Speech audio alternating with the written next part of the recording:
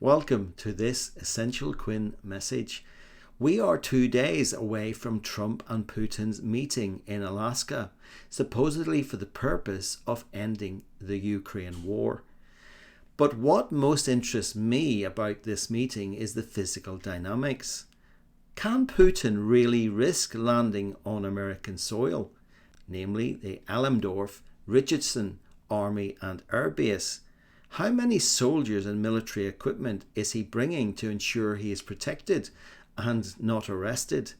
Will Russian fighter escorts be allowed to fly with his plane to ensure US missiles don't take it down? Or will the Instrument Landing System, ILS, be distorted so that the plane flies into the ground? So many possibilities.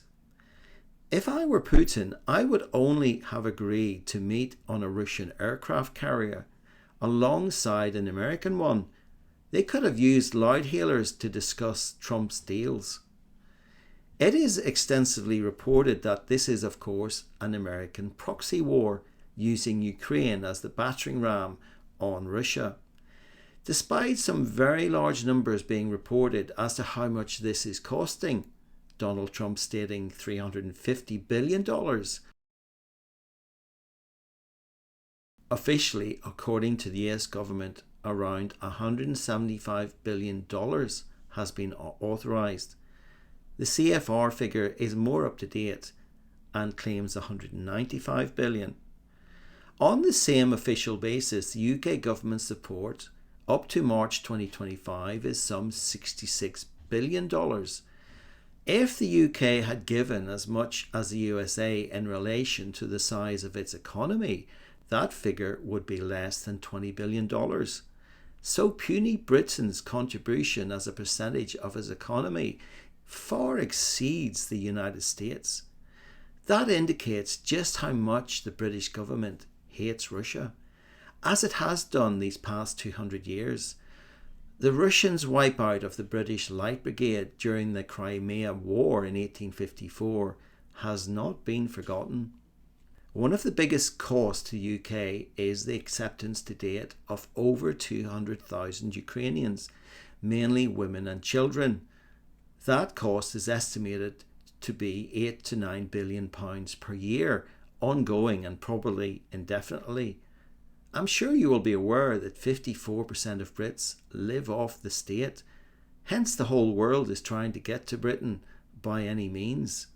Additionally, the UK Parliament has authorised $3 billion of military aid to Ukraine for the next 100 years. Truly unbelievable. Think about that for a minute. An economy with the size of £3 trillion or $4 trillion has just committed 10% of it to the Ukraine war. Whilst hatred is the name of the game for the British, for past loss of face, for America it is all about one thing: wealth and access to new rare earth metals, now primarily controlled worldwide by China.